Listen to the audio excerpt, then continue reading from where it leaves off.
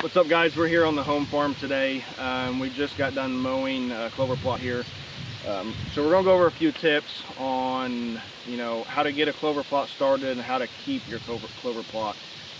We see a lot of guys, they struggle or they just have trouble maintaining it. So we're gonna give you a few tips.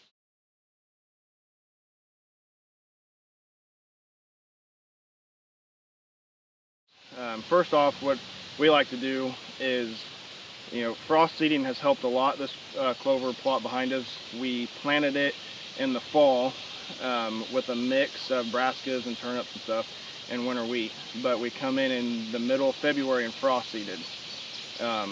This year has been super dry, so it hasn't taken off like what they normally do.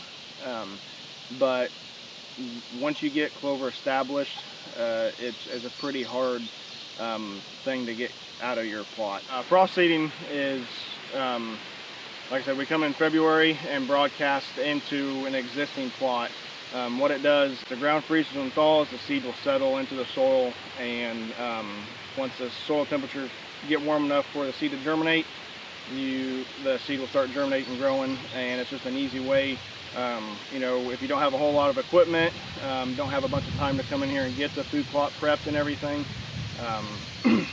it's a cheaper, easier, and quicker way to get a clover plot started. That's one thing that we do a lot when we're trying to get clover established in a place. And it gives it a full growing season before deer season rolls in to get up and started and hopefully withstand browse pressure come season for you.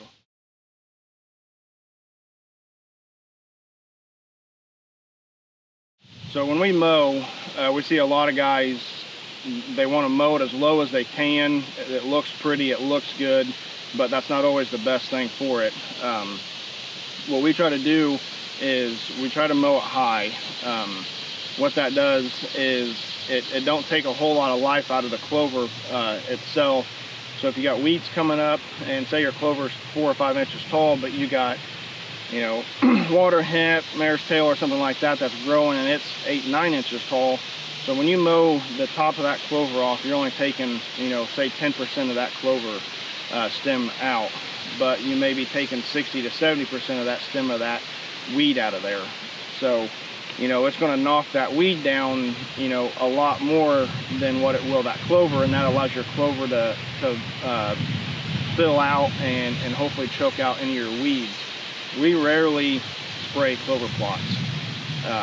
We do in some instances for clients and stuff, but more times than not, you can get a good clover plot with just mowing it.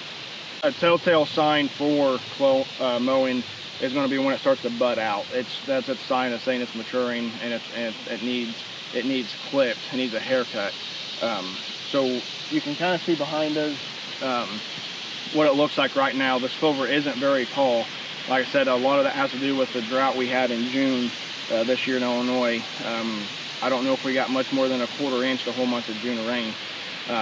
So that hurt a lot of growing this year on stuff.